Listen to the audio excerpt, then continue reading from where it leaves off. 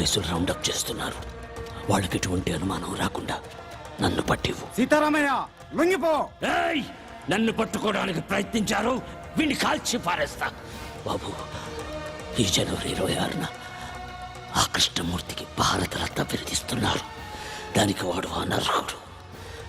ఎలాగైనా సరే వాడు దేశద్రోహి అని ప్రజలకు తెలియజేయాలి. బాబు, నన్ను పట్టించు, నన్ను పట్టించేయి. నిన్ను వదలను రా, నిన్ను వదలను. గుర్తుపెట్టుకో, నేను చెప్పింది గుర్తుపెట్టుకో.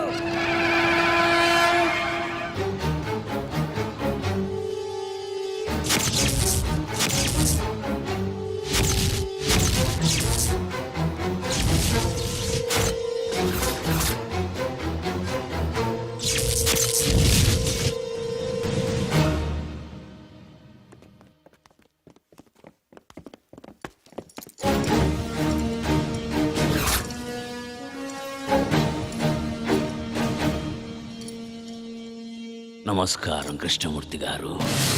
ఇన్నాళ్ళు నీ ఎదుగుదల చెప్పడానికి నువ్వు జైల్లో నా దగ్గరకు వచ్చేవాడివి. జీవితంలో మొదటిసారిగా నీ పతనం మొదలైందని చెప్పడానికి నేను నీ దగ్గరకు వచ్చాను. ఆ చేతికి కూడా సంకెళ్ళు వేయండి. కృష్ణమూర్తి, భయపడకు, నిన్నేమీ చెయ్యను. హనుమంతయ్య మీద ఆనా. ఆగండి, సంకెళ్లను వేయకండి, మీరు వెళ్ళండి.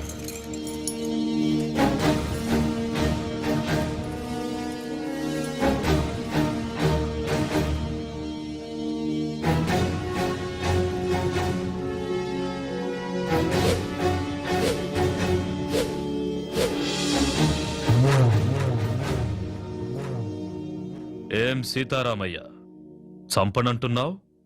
అలుపొచ్చిందా? లేక వయసు పైబడుతుందన్న విషయం గుర్తుకొచ్చిందా? మళ్ళీ పుడతానన్న హనుమంతయ్య మాట గుర్తుకొచ్చిందిరా. ఎవరితో మాట్లాడుతున్నావో తెలుసా? పెద్దోడా, అచ్చు అలాగే ఉన్నాడు కదూ. ఆయుష్ బిడ్డకు పోశాడనుకున్నా. తెలివైన వాడు హనుమంతయ్య మనవడికి పోశాడు. కాని ఇలా అవుతుందనుకోలేదు. తండ్రితో పాటు వీడు కూడా పోయాడని తలంటు పోసుకున్నా. అలా జరగల. మళ్ళీ పని పెట్టాలి. అరగంటలో ఏరిపారేస్తాను వాణ్ణి. కృష్ణమూర్తి, కరెంటు కంటికి కనిపించదు. నువ్వు పట్టుకోవాలని ప్రయత్నిస్తున్నావు. పట్టుకో, మాడి మసైపోతావు. నువ్వు ఆ రోజున చంపిన 100 మంది ఆఖరి కేకలు పురిటి కేకై పుట్టాడ్రా. పులే వాడెక్కడుంటాడో తెలియదు, ఎప్పుడొస్తాడో తెలియదు, ఎక్కడ కొడతాడో తెలియదు. తట్టుకోవడానికి సిద్ధంగా ఉండు.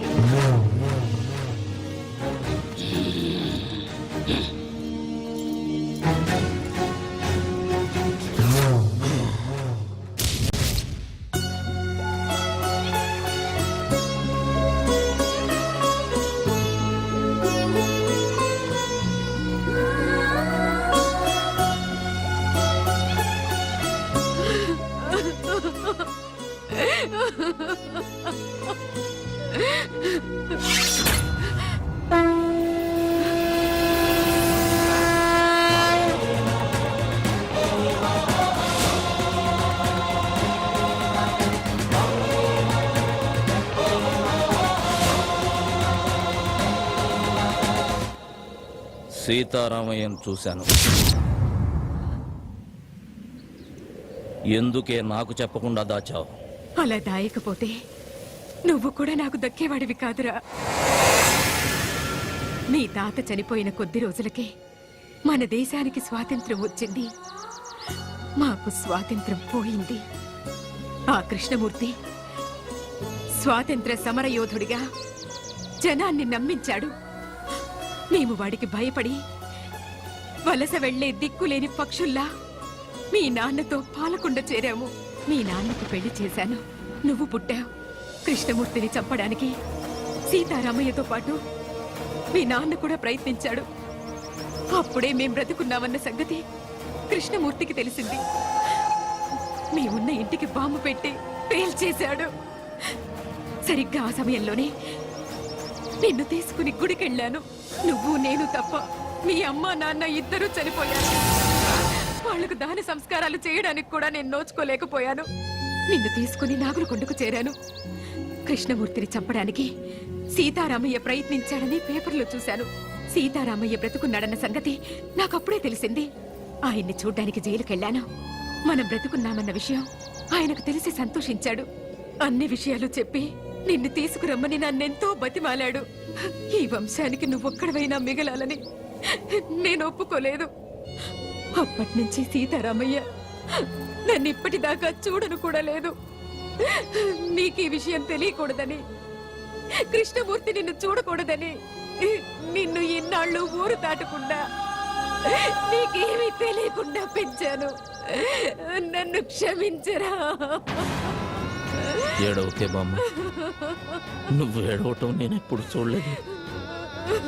నా కళ్ళల్లో కన్నీళ్లు చూడకూడదని నీ కళ్ళల్లోని కన్నీళ్ళని గుండెల్లో దాచుకున్నావు. నానమ్మా, నేనెంత అదృష్టవంతుణ్ణి. అందరూ దేవుడికి తలనీలాలు మాత్రమే ఇస్తారు. నా తాత ఈ దేశం కోసం తలనే ఇచ్చాడే. మా అమ్మ నాన్న నాకు ప్రాణం మాత్రమే పోశారు. కానీ నువ్వు నాకన్నీ ఇచ్చావే. వదలను నానమ్మా, వాడిని వదలను. వద్దయ్యా, వద్దు. లేదు నానమ్మా, నా తాత తల ఇచ్చి ఒక్కసారిగా వీరమరణం పొందాడు. నా తల్లిదండ్రులు వాళ్ళు చనిపోతున్నారన్న విషయం వాళ్ళకే తెలియకుండా చనిపోయారు. వాళ్ళ గురించి వదిలేస్తానే వాణ్ణి. కానీ నువ్వు రోజుకొకసారి, గంటకొకసారి, నిమిషానికొకసారి, క్షణానికొకసారి చస్తూ బ్రతుకుతూ ఇన్నేళ్లు నన్ను నీ గుండెల్లో దాచుకుని పెంచావే. నాకు ఊహ తెలిసిన దగ్గర నుంచి ఇంత వేదన నాకు కనపడకుండా నీ మనసులోనే దాచుకున్నావే. అలాంటి దారుణమైన శిక్ష వేశాడేవాడు నీకు. అందుకు చంపుతానమ్మా వాణ్ణి. ఆశీర్వదించు. వద్దయ్యా, వద్దు. ఏనానమ్మా, ఆ కృష్ణమూర్తిగాడు నన్ను కూడా చంపేస్తాడని భయపడుతున్నావా? భయపడకో. నీ ఆశీర్వాదం నాతో ఉంటే పంచభూతాలు నా చుట్టూ తిరుగుతూ కాపలా కాసుకుంటాయి. వెళ్ళిరా అయ్యా.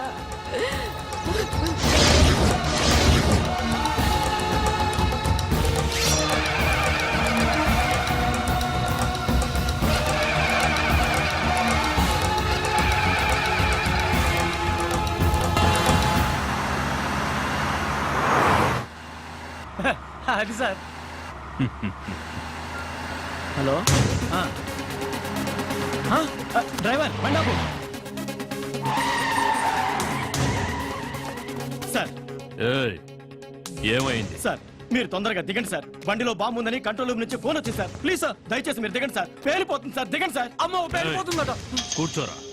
వాడు చెప్పగానే నమ్మేయడమేనా? నమ్మితే కిందకి దిగాల్సి వస్తుంది, లేకపోతే ఏకంగా పైకే పోవాల్సి వస్తుంది సార్. అవును సార్, బాంబ్ స్క్వాడ్ కూడా వస్తుంది సార్. దయచేసి దిగండి సార్, ప్లీజ్ సార్. నా బండిలో బాంబు పెట్టేంత ధైర్యం ఎవడికుందిరా?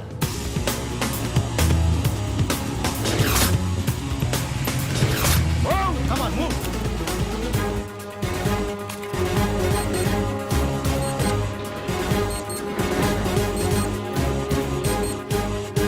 There is no bomb, sir. Fake call.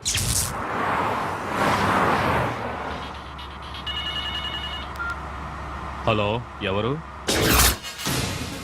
నీ మొగుణ్ణి, ఎమ్ముణ్ణి. ఏయ్, పిచ్చి పిచ్చిగా ఉందా? ఏం కావాలి నీకు? నీ ప్రాణం పోతుందని చెప్పడానికి ఫోన్ చేశా. తల తిక్కగా ఉందా? ఏయ్, అరవకుండా కారు దిగరా. లేట్ చేసావో లేట్ కృష్ణమూర్తి అయిపోతావు.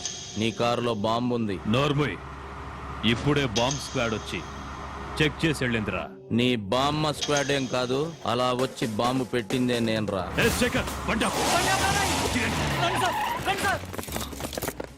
బాంబ్ బ్లాస్ట్ గురించి ఎప్పుడు పేపర్లో చదవడమే సార్. ఫస్ట్ టైం రియల్ గా చూడడం ఇదే సార్.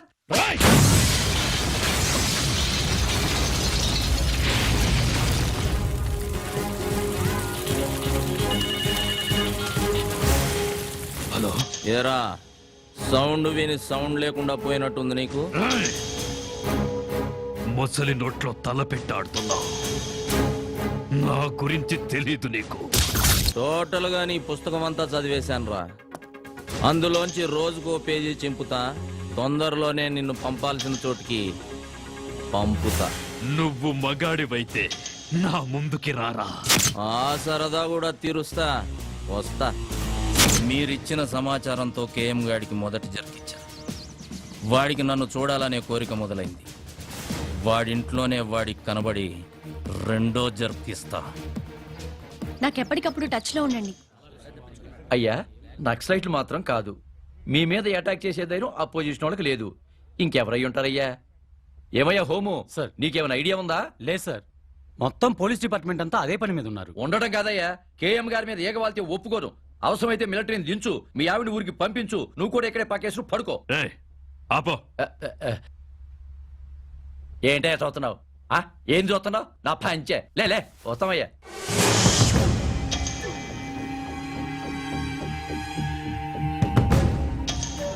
టోటల్ గా నీ పుస్తకం అంతా చదివేశానురా. అందులోంచి రోజుకో పేజీ చింపుతా. తొందరలోనే నిన్ను పంపాల్సిన చోటుకి పంపుతా.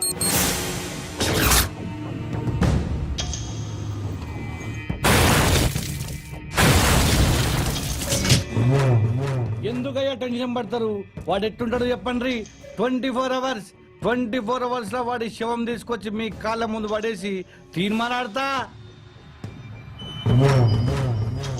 ఎప్పుడైనా అడవికెళ్ళి వేటాడే పులిని చూసావా? చూలే.